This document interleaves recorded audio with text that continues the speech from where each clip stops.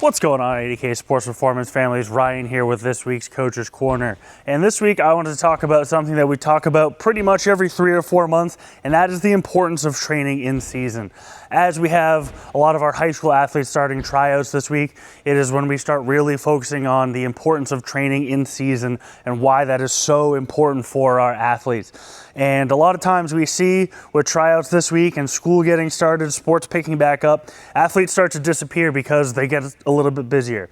But this is the time where it's really essential to make sure that you continue your training, because unfortunately we have athletes that will come in all summer, they'll work really hard, they'll make some improvements in their speed, their power, their agility, their strength, and then they disappear. And all of those things kind of start to fizzle out, and then their performance suffers and their risk of injury increases.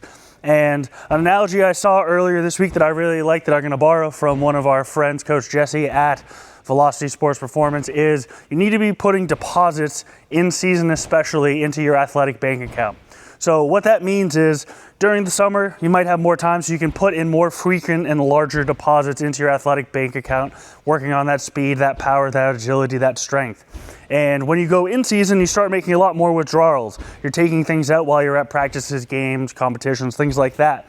But you want to make sure that you're still making deposits and not only withdrawals, because even though in season, smaller deposits are probably what's going to be happening, maybe one training session a week, that's an hour, as opposed to in the summer when you can train 2-3 times a week for an hour, plus some on-field agility or skills sessions, and you can make more of those bigger deposits, less withdrawals. It switches a little bit when you go to in season. But making sure that we're still making some deposits is going to be essential in order to maximize your performance and keep your injury risk a little bit lower, maintaining some of that mobility, that power, that speed and strength.